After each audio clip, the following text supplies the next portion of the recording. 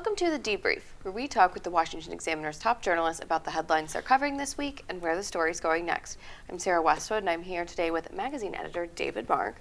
And David, formerly Democratic Senator, now Independent Senator, Kyrsten Sinema from Arizona, made a lot of waves when she dropped the D after her name in the Senate. What are the implications of that move for her reelection and for the Democratic Senate majority?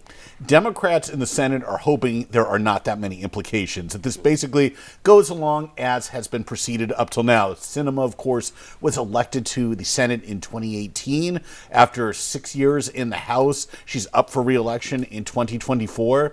Presumably, she will be running as an independent. Most importantly for Democrats, though, she's still going to caucus with that side of the aisle, meaning she will get her committee assignments, and particularly importantly for Democrats, she will not become a Republican. That still gives Senate Democrats a 51-49 clean majority, as opposed to the 50-50 tie with Vice President Kamala Harris breaking ties as she has the last couple of years. So as long as that stays in place, Democrats are maybe not thrilled with it, but they can live with it. And, you know, for her reelection, this exempts her from having to face potentially a Democratic challenger in a primary, right? Right. She was getting a lot of heat from the left.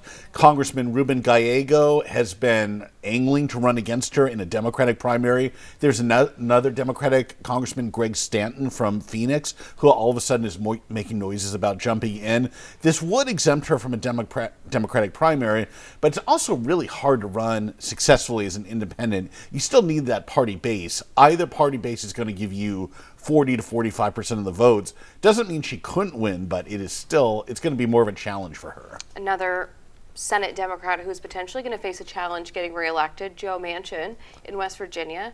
Do you think that the independent streak that he's demonstrated for the past, 2 years of Biden's presidency is going to be enough in that state that's trended so deeply red? That's an open question, and Democrats really need Joe Manchin to run for reelection. He is the only Democrat in West Virginia that could plausibly win reelection again, and even that is touch and go. The state went for former President Donald Trump over President Joe Biden by more than a 2-to-1 margin.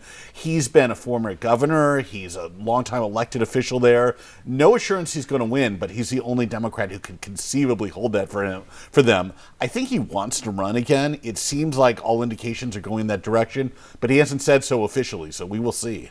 And finally, we're in the last few days of this Congress. When everybody comes back in January, we'll have the new members sworn in.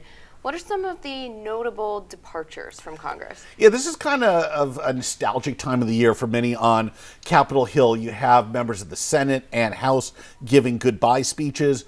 The Senate is particularly notable. You have some, it might be called old bulls, lions of the Senate. Pick your metaphor. You have Senator Patrick Leahy, Democrat of Vermont, who was first elected in 1974. On the Republican side, there's Senator Richard Shelby of Alabama, who's been in Congress. He was first elected in 1978 to the House and then over to the Senate 8 years after that. These are guys who have chaired multiple committees. Right now, they're working out end-of-the-year spending deals. These are the kind of people that are going to be remembered for years from now. You might agree with them, you might not on issues, but they actually played a major role in legislation.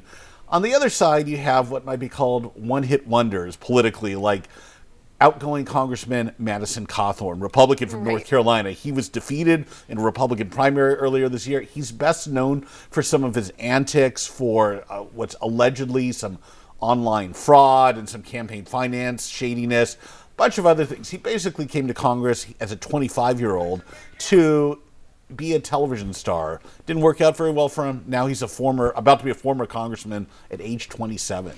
Well, David, thank you so much for being here today. Thank you. You can get more reporting from David and the rest of the political team at washingtonexaminer.com.